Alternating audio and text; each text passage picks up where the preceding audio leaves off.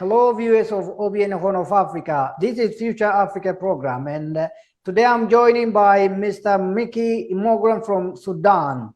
And welcome to our program, Mr. Mickey. You are most welcome, and I say greetings to all the human audience and all the audience around the world. Thank you very much. And let me give you a chance to introduce yourself to my audience. And who is Mr. Mickey? And just briefly introduce yourself. Yes, by career, I'm journalist for 25 years, working in this career. I used to be a diplomat in Washington, D.C. for 3 years as a media counselor for Sudan Embassy in Washington, D.C. And now I'm heading the section of U.S.-Sudanese relation in Sudanese Center for Think Tanks and Strategic Studies. And my focus is Africa, development, and the relations between Africa and the Western world. My first question is, Mr. Mickey, how do you describe the current situation in Ethiopia, and what do you think this war will bring to the country? Yes, let us put what is happening in Ethiopia in the wider context of Africa. Now we have 6 ongoing wars in Africa. It is not just only Ethiopia. What is happening in Africa? Who is doing this in Africa? Let us try to say that yes, the local reasons of the war are available, but sometimes the local reasons of the war are not enough at all.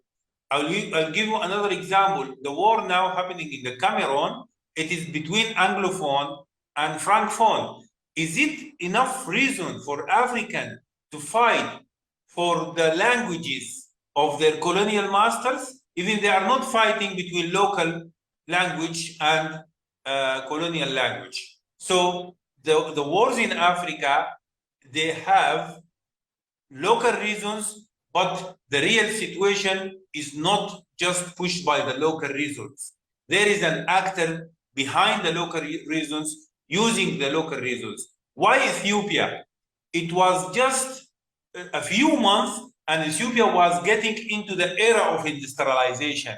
I was preparing my luggage, I was preparing my tools, my cameras, all things to go to Ethiopia at that time to cover the 13 industrial parks.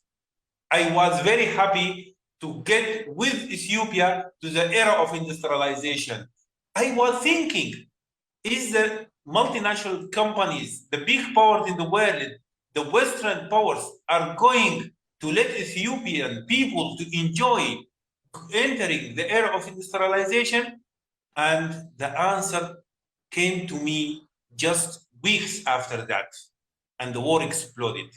It was war planned by someone to stop the progress and the development in Ethiopia. Yeah, thank you very much for that explanation. And let me forward this question also.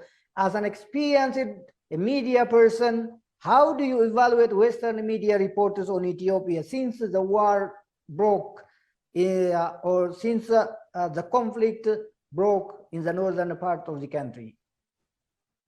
Actually, number one, it presents Ethiopian and the war there as the only war in the world. So they were completely silent about any other wars in the world, or they are giving it a very poor coverage, and they are focusing on the war of Ethiopia as if it is the only war in the world. Even other places, they have war and they have problems, but they don't cover. The focus was just Ethiopia. This is the question number one. Number one, it was clear that the media houses and even the NGOs and the humanitarian organization, they are using the humanitarian situation in Ethiopia, okay, to rebalance the war or the two sides in the way that they want. So they want to open the corridors, the humanitarian corridors, when they want, and they want it to be closed when they want. So they are using the humanitarian situation in a way that they want to give more power to a side against other side. This is the point number 2. Number 3, it was clear that they are dealing just only with the Ethiopian government, as if the other side is not a government or local government or a militia or army also, or a group of fighters. You are not dealing with civilians against national army. You are dealing with national army against other armed group. So that you should look to both sides in a way that represent professionalism, not portraying the issue is that it is war between the government and its people. It has two sides, war. Great. And you have mentioned the 3 points, and on point number 1, you have mentioned why the media, some Western media, just present as if the conflict is only in Ethiopia. Why do you think so? Why do you think they do that? Maybe do they have a special interest on Ethiopia? Yes, it's clear that, as I said before, the issue of, or the process of industrialization, the era of industrialization is not something easy. You are talking about making Ethiopia African China. You have more than 100 million citizens, you have the raw materials, and with the guild, you'll have the power. So that it is a complete package of development and progress. And this is why the focus on Ethiopia. Thank you very much, Mr. Miki. And these Western media are also, siding. They lack balance, of course. They are siding, or encouraging the terrorist group TPLF, which was already labeled as a terrorist group by Ethiopian parliament. And what do you say on this? What is your reflection on these in terms of media ethics? Because you are an experienced journalist. Look here. Actually, what has been done by the media is not siding. They are using. And that is worse situation. If you side with someone, that means you are protecting this one. You are saving the life of those people. No, they are not doing that. They are using the TPLF. It has been used by Western media to portray the Cuban government in the way that they want. And not just TPLF. This is the situation. They used armed groups, they use it in the conflict, and they claim always that they have the only right to decide who is the victim and who is the criminal. They come to the situation between me and you as example, and they decide you will be the victim and I will be the criminal, or they can decide the other side. This is the way that they used armed groups in Ethiopia. They used armed groups in Sudan, they used armed groups in Somalia, they used armed groups or terrorist groups in Mali. Everywhere they do what they want to decide who is the criminal and who is the victim. Well done. And let me also forward this question. And the Western media conspiracy in creating wrong perception to justify imperialist, penetration into Ethiopia's internal affairs is further fueling the situation in the country. And what is your comment on this? My comment, if you just Google the word Balkanization of Ethiopia, you will find articles written before the war in Tigray. Okay? If it is written after the war, it can make sense that there is a war between region or area and the central government. You can make some justifications for the issue of Balkanization.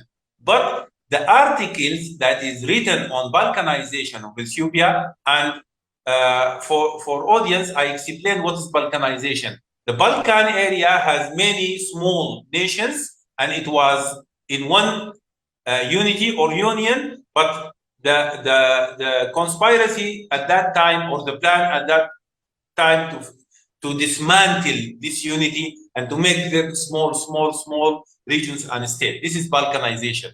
So in 2018, there was no war at that time between the central government or the national government in Ethiopia and Tigray. There was no war. Even some people, they don't expect the war.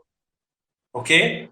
But articles written on balkanization as if it's something it will happen, and some people, they are sure that Ethiopia will be balkanized and it will be split to many nations and countries. So the target is not the Tigray, by the way.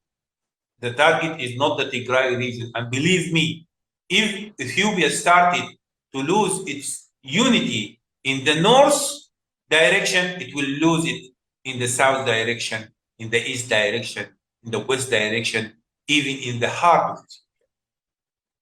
And well done. Western global powers often, use such media warfare to defame and negatively brand government in Africa, particularly. Why do you think this is so? I think the issue of imperialism or new colonialism or colonization, I don't say new colonialism because it is ongoing colonialism. They didn't get out of Africa.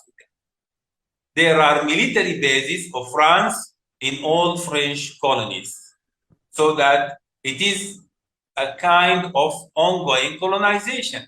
So there is no old colonization and new colonization. No. There is no colonialism and new colonialism. There is only one colonialism and it is still going on. And there is only one independence. That country has never been colonized, which is Ethiopia, and it is still independent and it will remain independent and it should remain independent. And African people are proud of Ethiopia and its independent history.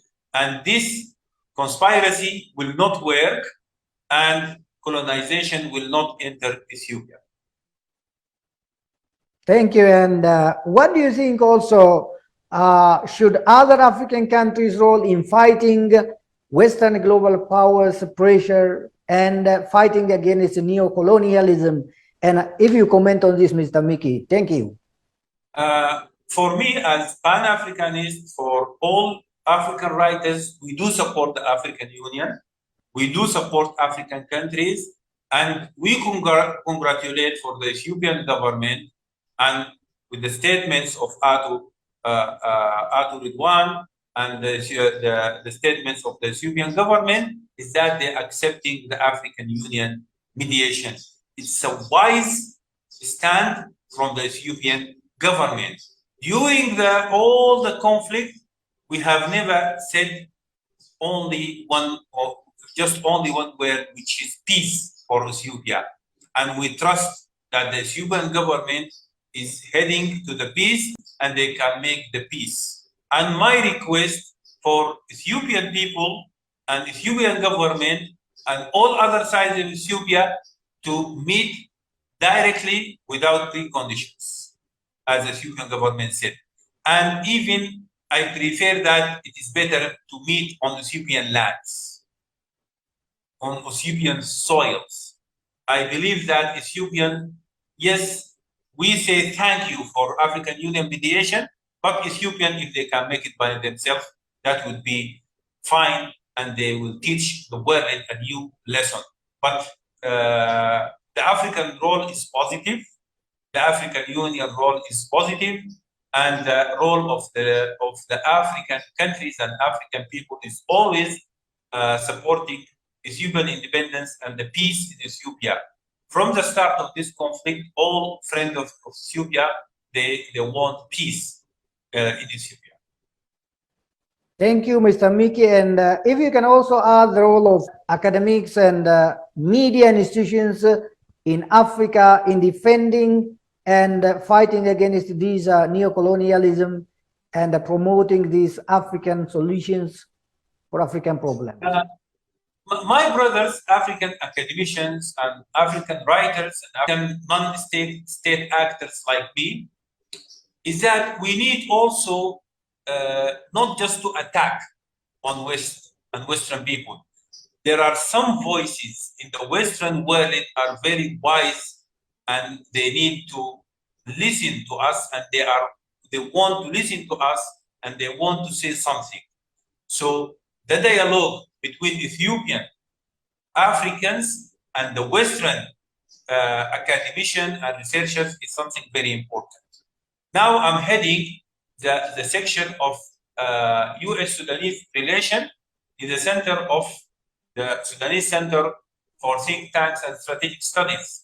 And what we are doing now is that only I have some friends, true friends of Africa in United States, and we are talking continuously through WhatsApp groups, through Facebook, social media, Zoom conferences, and I believe that what I hear from them is very positive messages. So let us not just make a blanket judgment on all the West, and let us search for our true friends. This is my message to African academicians and African non-state actors. You have appreciated the Ethiopian government for it is accepting these peaceful negotiation under the auspices of the African Union, and but the TPLF is still preferring for bullet. They don't believe in peaceful negotiation. And what do you say on this? If the government is ready and but this TPLF is not ready, what do you say? What is your comment on this? I think the wise position is always fruitful. I believe that the wise position of the Ethiopian government is to accept the peace negotiation is a message to the world.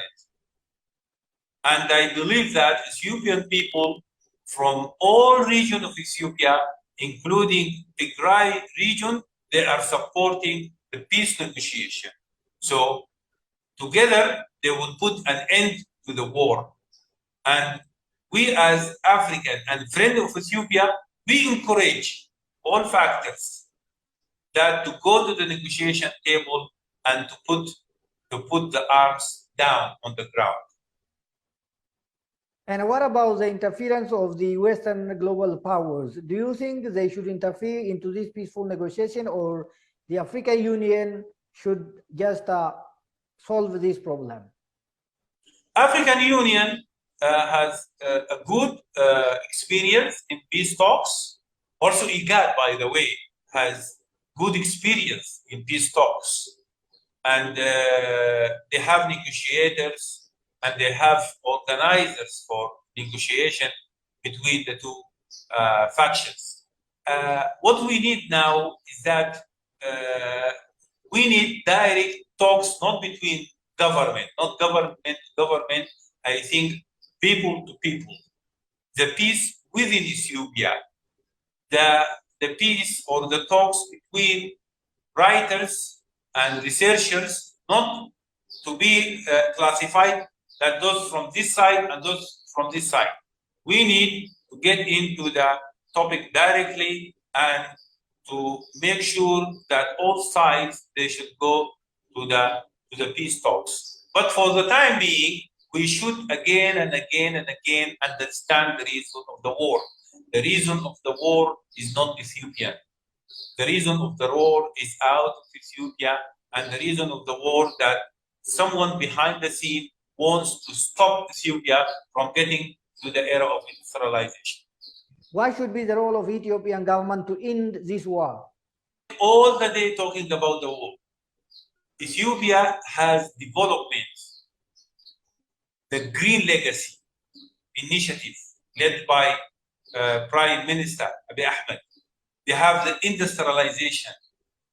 The real answer to the Western conspiracy, to the big superpowers and the big companies in the world that they want to keep African just as consumers, the real role of the Ethiopian government to continue leading the development, to continue supervising the beautiful economic initiative that is led by the Ethiopian private sector and Ethiopian people.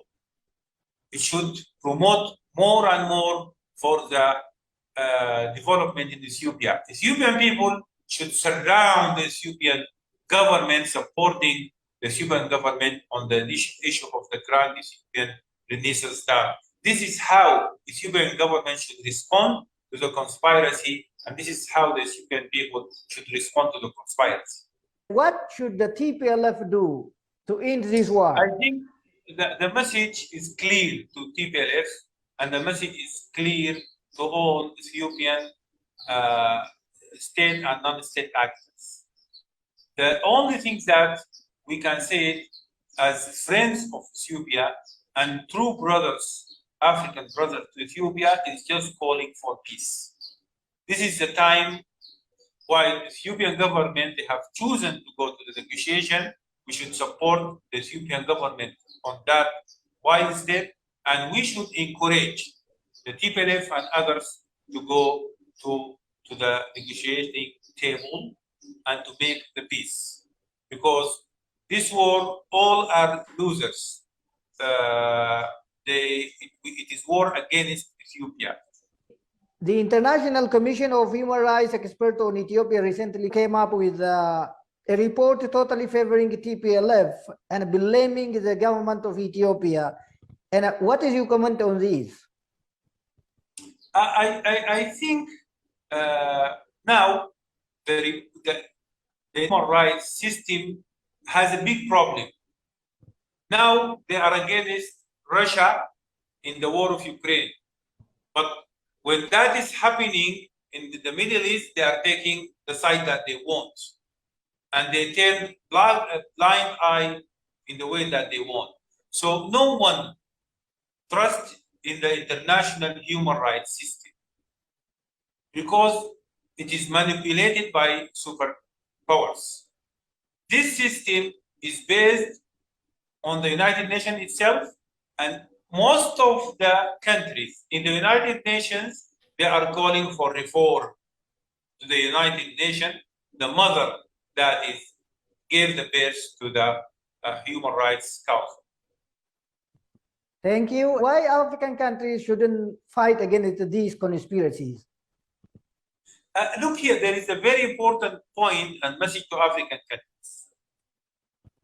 They should not just deal with the issue of Ethiopia separately with the issue happening to another African countries. It will not be just I look to my country and ask African people to support me, or other African country come and support.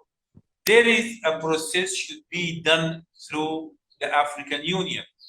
Okay, we have the African Commission for Human and People's Rights, so that we can deal with human rights in Africa through African institutions, through African councils, through African committees.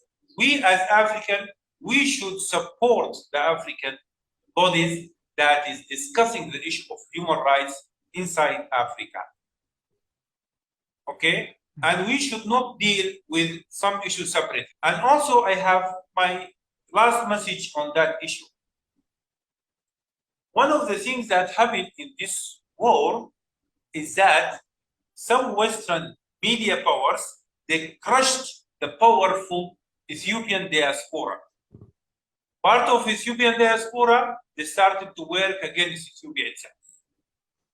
Why? Because the conspiracy contained not just to dismantle Ethiopia as a country, also to dismantle the power of Ethiopian, that is, they are very successful personnel in the Western countries.